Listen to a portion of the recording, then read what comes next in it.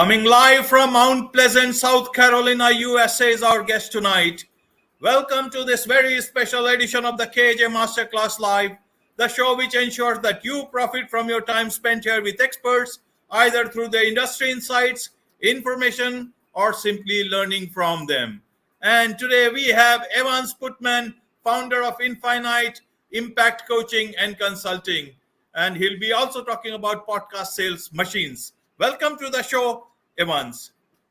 Oh, thank you, AJ. This is amazing, and I'm so grateful for the opportunity to be here and to serve your audience. Thank you so much. And obviously, you'll be talking about how to turn your podcast into an ATM that can give you high-ticket clients and also high-profit payouts 24/7. And who isn't interested in an ATM like this? And for that, podcast is the way to go. But first, Evans, just tell us what is your founder of Infinite Impact Coaching and Consulting all about?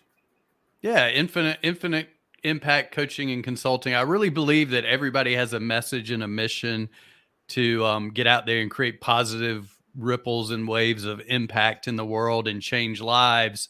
So what I focus on is helping people do just that through my consulting and coaching, whether it's developing their offers, helping them with their podcasts, helping them build out a podcast sales machine, as we can talk about some here a little bit.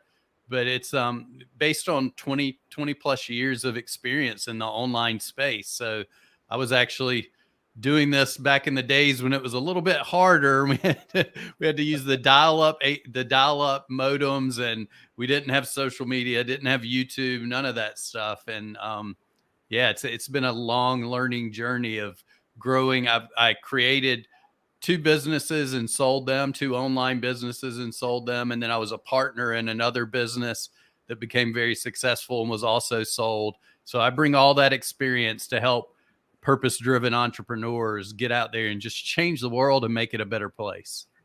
Yes, but you learned this quite in your own manner because one of your businesses was days away from shutting down, and that were all changed when you found a unique recipe.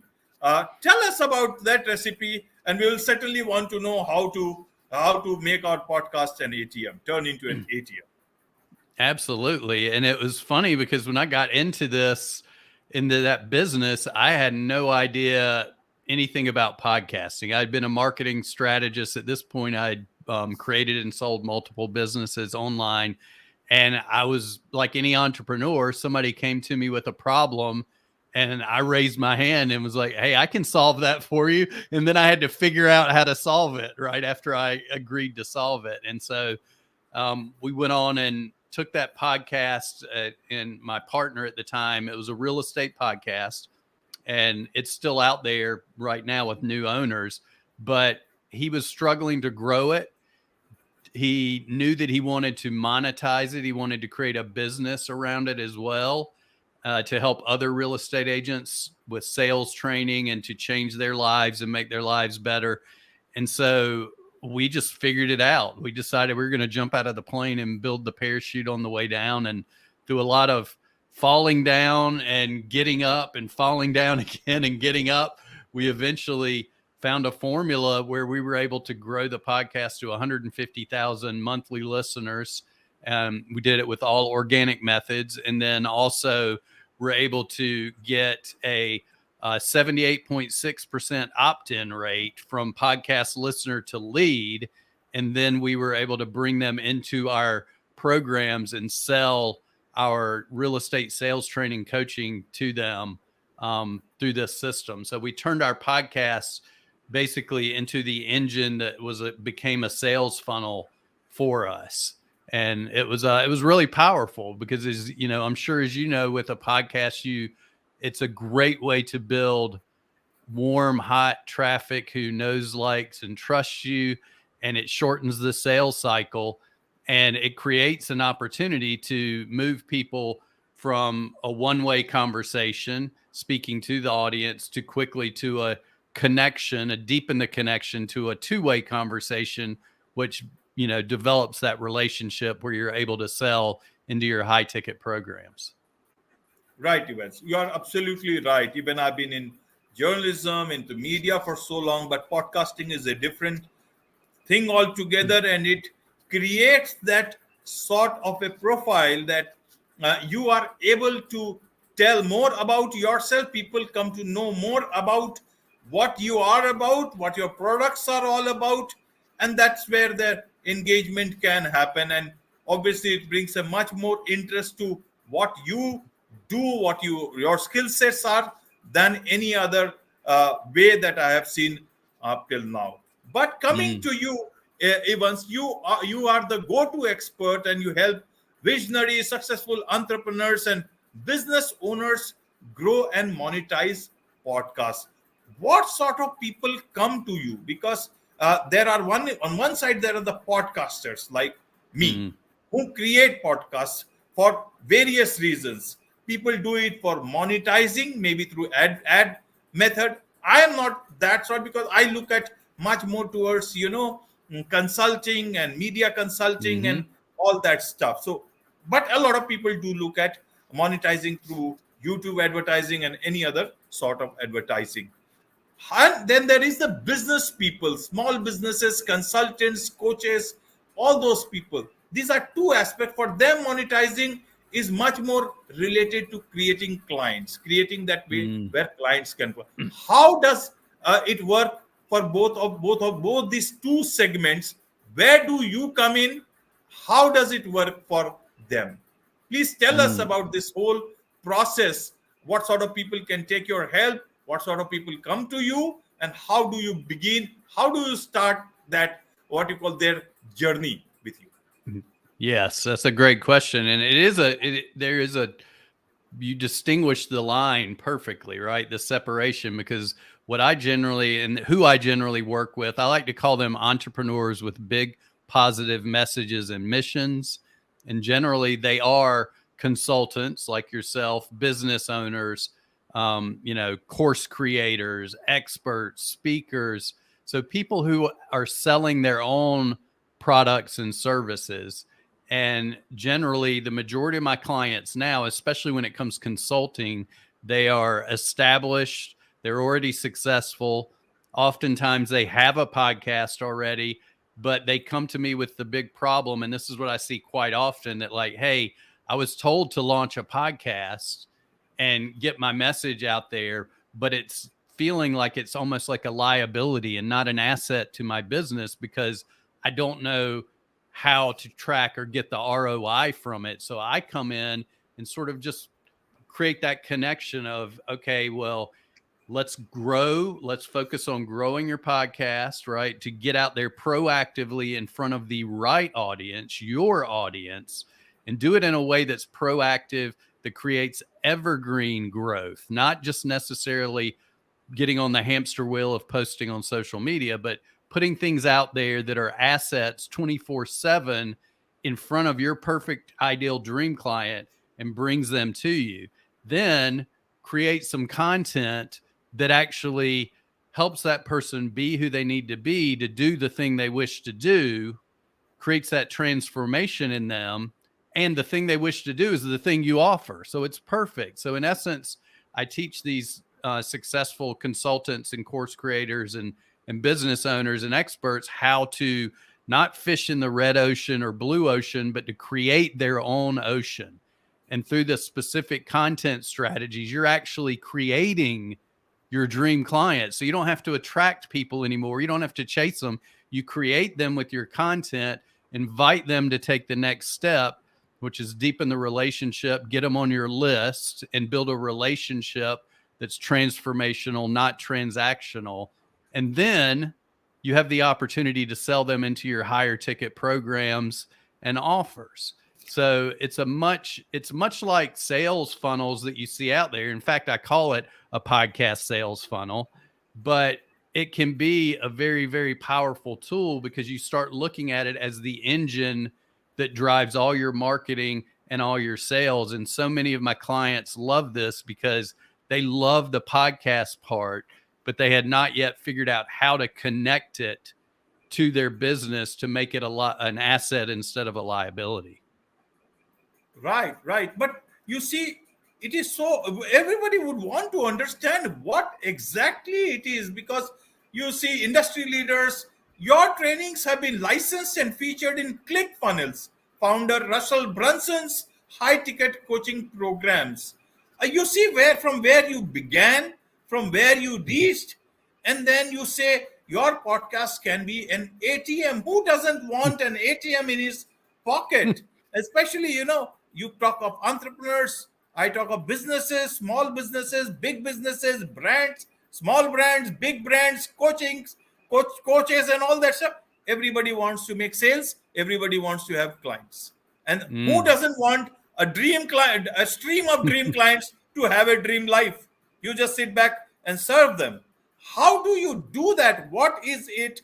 I am super, greatly interested to know that, even though I don't have what you call a great dream of earning too much of, to have an ATM as sort, but certainly I do want to have a good life. Yeah, and if you think about it, well, the one thing that you touched on, right, is creating your own dream clients with your content. And one thing I would share with so many, and just to step back, the thing that I know so well about this is that we built this system ourselves and we're successful with it, right? And then we've helped other people with it. So I know how well it can work. But a couple of the biggest mistakes I see business owners, experts, consultants who have podcasts, what they do is their content is often informational, too much information, and information is everywhere out there. And what their people need is they need a transformation. They often need to know that they need to have the belief that your system, your process is the fastest and easiest way to get them their desired result, and to see you as the expert that can help them do that, and to believe that they can do that. And the believe part is one of the most vital. So if you can create content that creates transformations through stories of your own, stories of your successful clients, stories of others who have paved the path ahead of you, right? And create that belief in your listener.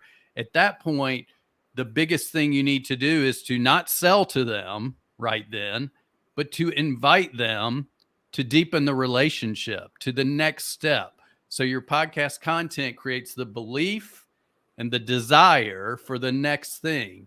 The next thing needs to be an irresistible opt-in offer is what I call it. It's instead of just trading somebody, this is big mistake number 2, instead of just trading somebody a PDF checklist for their email and then never really reaching out to them, you want to move them to the next step where you can actually have some interaction, some conversation, right? Maybe it could be a free workshop, a free masterclass, something like that, where they get to come over, join you as the expert, the person that they've been listening to, who they now believe can help them, come over there and get to know you a little bit more and to see how you can help them.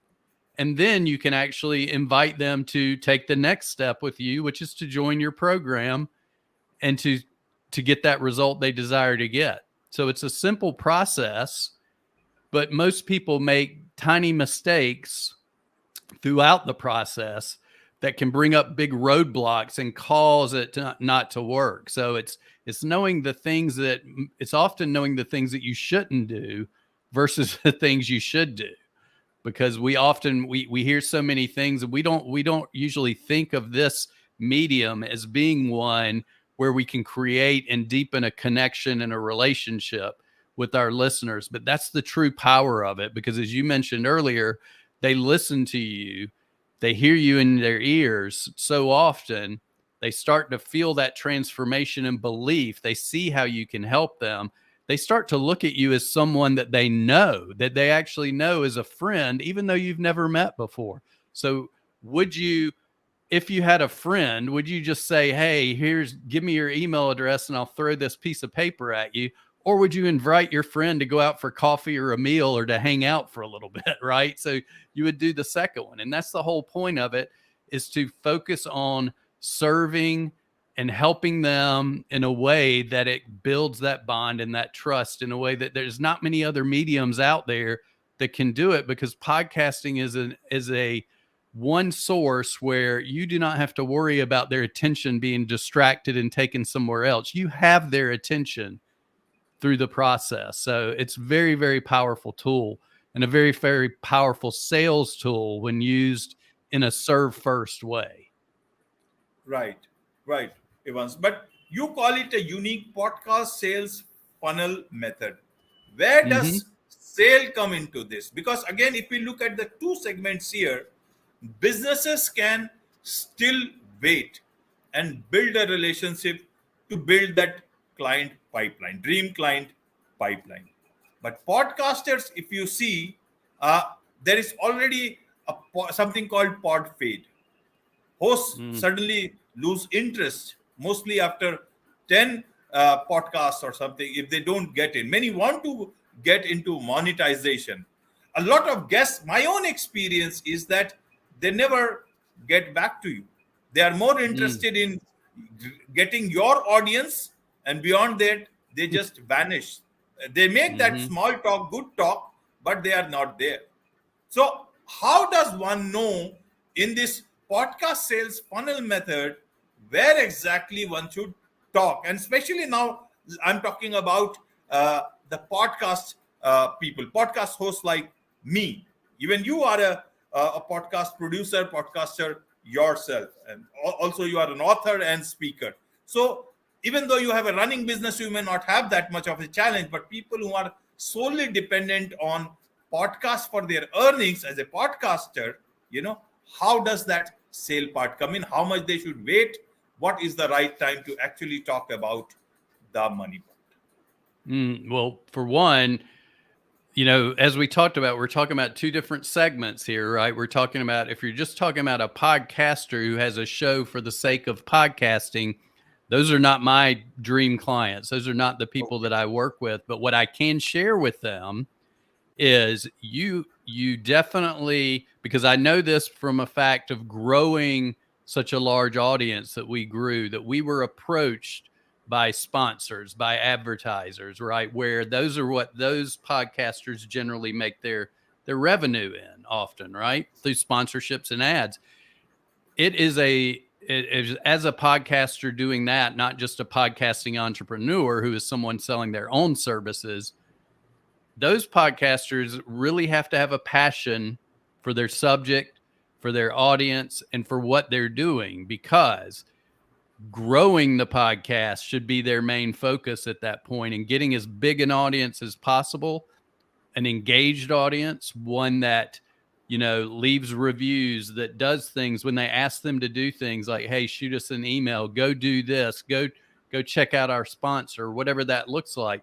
So you have to deepen that relationship if you're that kind of podcaster, and you have to have a lot of patience, because you're going to take time to grow. And until you have a big audience that's engaged, sponsors aren't going to give you a lot of money. So that's why I often tell people, sponsor yourself, right? Because I work with people who sponsor themselves. I work with the experts, the business owners, the consultants, the course creators.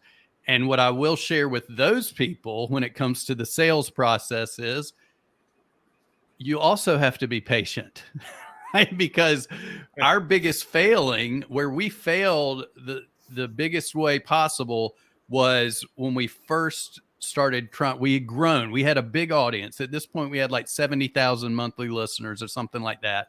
And we got excited. We were trying to sell our programs, but we were trying to sell them through ads, our own sponsorships in the shows. And we would get a trickle of sales here or there. And this is when we were like, okay, if we don't get revenue coming in, we're going to have to shut things down.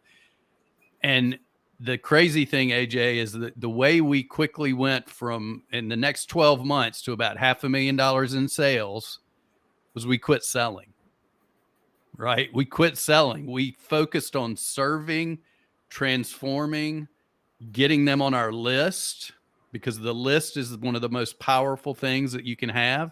Once we created that list, we added the next part to the back end of it, which was, hey, would you like to learn about our programs? Right? So that's outside of the podcast. Once they're now into your sales list, in your pipeline, and then that's where the sales start coming in. But here's the powerful thing. Then those people start referring other people back, if you're doing it right, to your show. Go listen to the show and go buy their thing, right? So you build that audience of people that are actually giving you referrals through your podcast as well. So either way, it's a game of patience, and you shouldn't just launch a podcast thinking, oh, this will be easy and I'll get it out there. My audience will appear as if magic from nowhere. I tell people, I'm like, look, we grew to 150,000 monthly listeners on average through hard work, right? Through actually getting out there and proactively finding them and creating that evergreen content that delivered us listeners 24/7. So it's not a hack. It's not one of these get rich quick things. It's not anything like that. But here's the thing: when you do it right, you now have that engine. You now have, like we called it. Well, actually, it was my client that called it a podcast ATM, because he specifically said, the beautiful thing about this is that I don't have to do anything anymore. I just come, I do what I love, talk into the microphone, share my knowledge, share my guest knowledge, and I have a whole system that delivers listeners, leads, and sales on autopilot 24/7. So it takes some time to build that. But once you have it in place, you have that engine that will just drive your business is the car, and the engine your podcast becomes your engine, and it just drives the car for you moving forward. And you can stay focused on doing what you love, which is sharing your message and serving your audience, and let your leads, listeners, and sales just grow for you from that podcast sales funnel. Right. But tell us, Evans, in terms of businesses who have their podcast, and vis-a-vis a podcaster who also is an entrepreneur, or a coach, or anybody, or a simple podcaster, why is the sales cycle smaller for businesses? They can have continuous dream clients, and why is it too big for podcasters? So individual podcasters.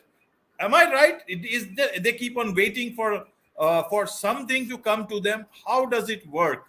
Why does it work better for businesses? Is it because they have a product or a service which is very much identifiable, and a podcaster he looks like to be a monk who has nothing to sell but only to give? How does it work? Yes, absolutely. If you're selling your own products and services, you can monetize much faster than your entrepreneur who's just doing it for entertainment, for their passion project.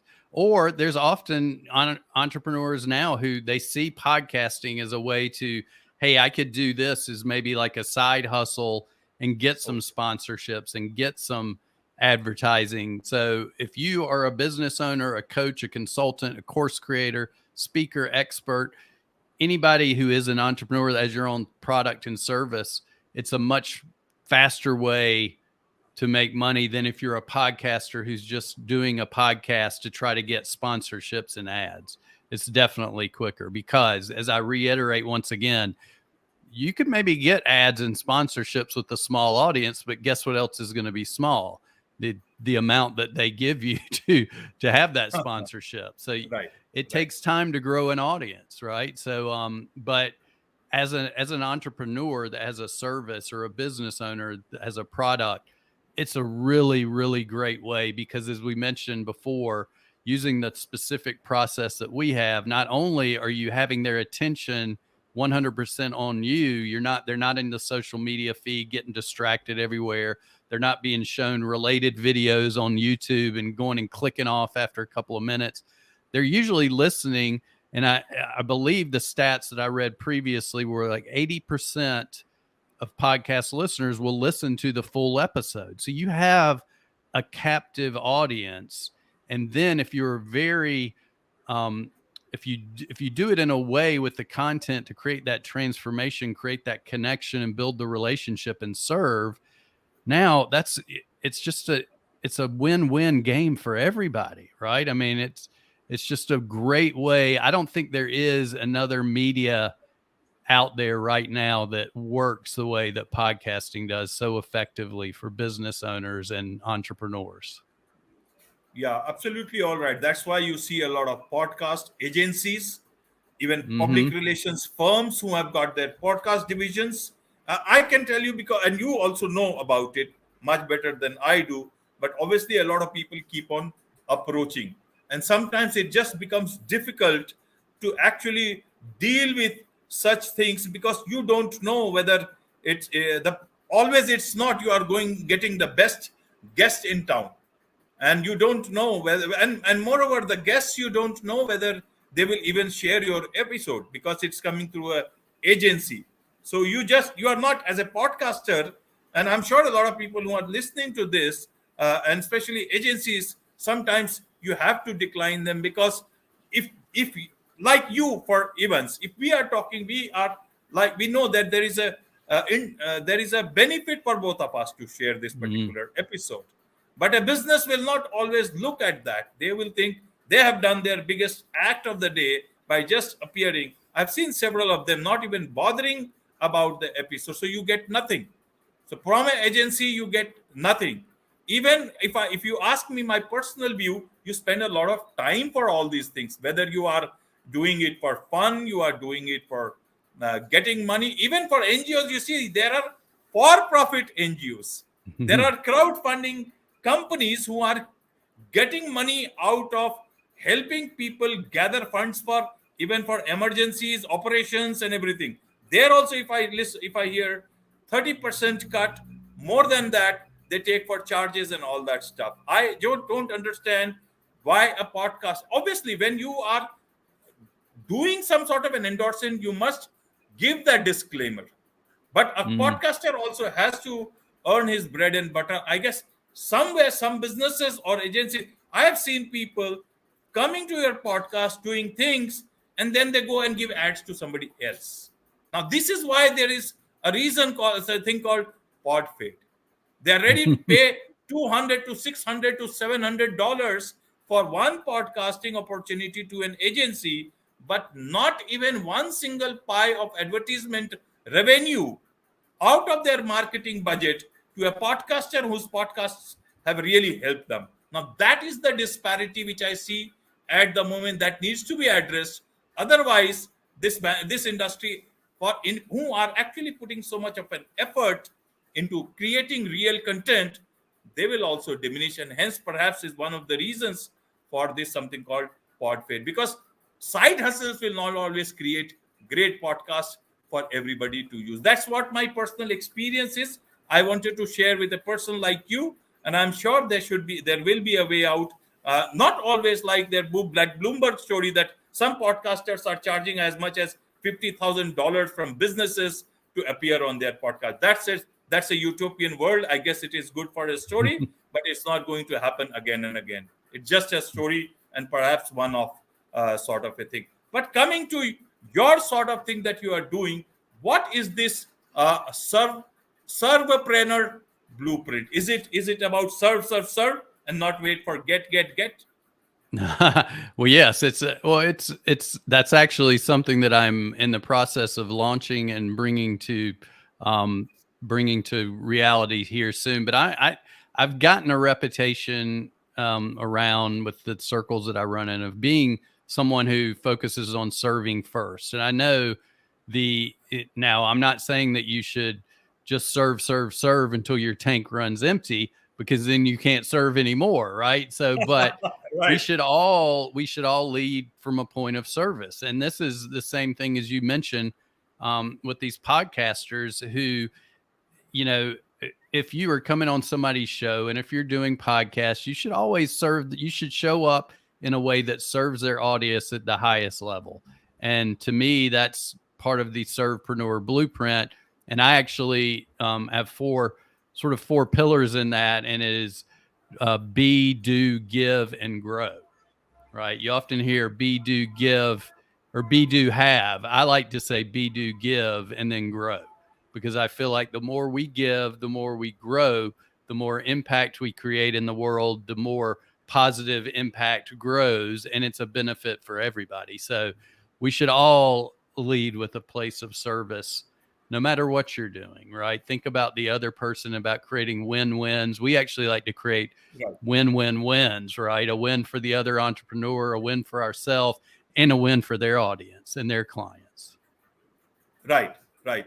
And so how does, suppose you have gotten hold of that ATM, and ATM is a very precious thing. It is like you can call it a jackpot, or it's your temple, because you are getting the things that you need in life out of that particular temple, or as a prayer.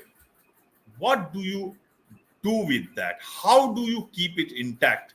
And that is where my question comes in for the vision, either in Mm. terms of a podcaster or in terms of a business. Because you see, when you start getting money, the first thing it does is it blurs your vision, not literally also, but even in the other sense. You forget about business vision and you forget about serving.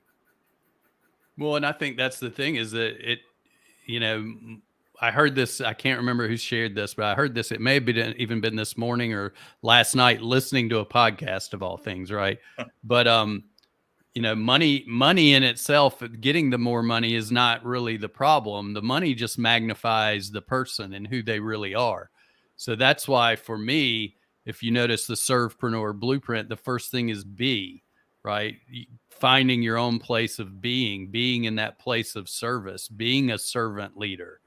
And if you are in that place, then the more money you make, the more you're able to give, the more lives you're able to change.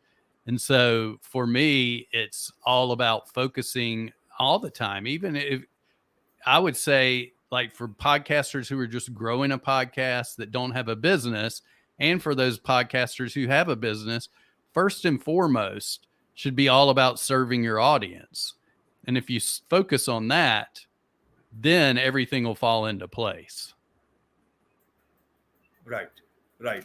So how do you manage to do that? What are the things that both sorts of sort of people, podcasters as well as businesses, they can just keep on focusing on the audience? Because it's easy to say you are doing it, and that could get reflect, by the way you were writing, the way you have been talking about serving.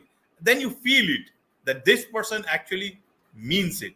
A lot of time we get to hear about these things from businesses, from even other people who are from the podcasting side. Those are hollow words you can also make out of that particular way. So you feel it. These are something, your intuition, your internal thing will say. In your case, it has been like that. But a lot of people may not always share the same values. They may share these words, but not the same feelings. What would you tell them, and what would you tell others who are just who do not know, who some, perhaps because of the circumstances, they are fence sitters. They are more focusing on sales and about their survival. How does it work? Well, if you look back at our story and what we shared earlier too, right? If you look at the benefits of both, right? So let's say you're a person that maybe you don't believe that I should be a serve first person, right? So maybe you go down the path of trying to just chase the sale, which is what we, in essence, were doing with one of our businesses before. Now, while we had good hearts and wanted to help, we didn't know any better. We thought if we just sold in the podcast, we would create sales because we had the audience. But what happened was we quickly realized that when we quit selling and focused on serving and focused on the relationship, that's what created the podcast ATM. That's what created the machine that delivered the leads and the sales on a daily basis.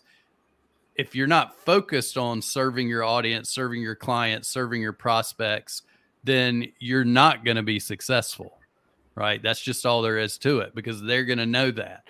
The more they realize that you're there to help them succeed, to help them achieve their aspirational future, to help them be successful, attain that goal they wish to attain, and you guide them. You're not the guru on the top of the mountain. You're the guide walking the path with them, maybe just a few steps ahead, right? Because you've been there, so you can help reach back and help them up along that path to their goal. they'll realize that and they will keep buying from you again and again and again. And one thing we didn't touch on was the thing that really helped take us over the hump as far as sales and turn it into a machine was that 80% of our highest value buyers came from our list that we had built and focused on doing nothing but giving. And then they started buying at a high level and buying again and again and again. So if that's not enough proof for you, right, as someone who's thinking, should I serve? Should I build a relationship? You know, you'll see it when you start doing it, and you'll realize it as you walk that path that the right way to go is to serve and to build relationships, because there's just no other way to do business that's sustainable. Right, Evans. So how do people connect with you? Businesses, podcasters, those who want to have the ATM, those who want to serve, and those who want to have, just everything. Yeah, well, thank you, AJ, for asking that. As we shared before, you so graciously told me before we came on that you were going to be pushing this out to your LinkedIn, to your Facebook, to all the different places. So I would say, right now, one of the best things you can do is, because I love to connect with people, right? Like I shared, I like to build relationships. If you are watching this on LinkedIn, shoot me a direct message on LinkedIn and just let me know you saw it on this show. So I can relate to AJ too, that, hey, people are listening and they're reaching out. That's awesome. Thank you. If you're watching on Facebook and you would reach out there, reach out on any of the locations that you're watching it on: Facebook, Instagram, LinkedIn. Direct message me. Let me know you saw it. Let me know what your message and mission is, how you want to serve the world. And we'll just start a conversation and see if I can help you, or if I can at least point you in the direction of somebody that can help you. Because I have a really, as you know, AJ, we have a great network and relationships and connections that you build through podcasting, which is another benefit we didn't really touch on. But that in itself is huge, because I love to connect people to the right people. If there's somebody in my network that can help them achieve their dream, if it's not me, I will do that. So just reach out to me through direct message on one of those platforms, and let's start a conversation. Right, Evans. Now, tell me one thing, and that is going to be my last question. It's not a question, actually. There was a time when your business was days away from shutting down.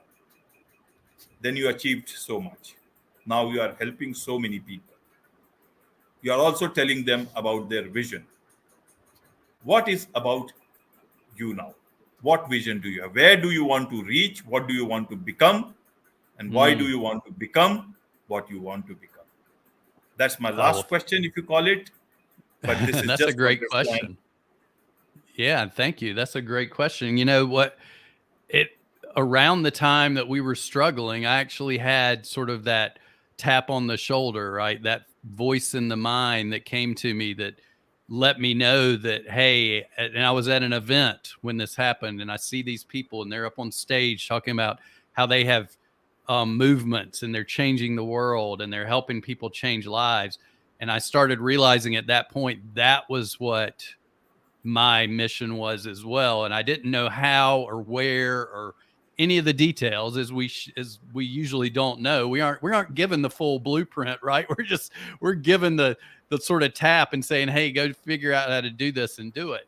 So that's really my mission, is just to help. If I serve other people and help them get their message and mission out, create those waves of positive impact in the world, and I can help them do that, then I'm helping make a better world for myself, but more importantly for my daughter, who is, much younger. And so she grows up in a world that has become even better.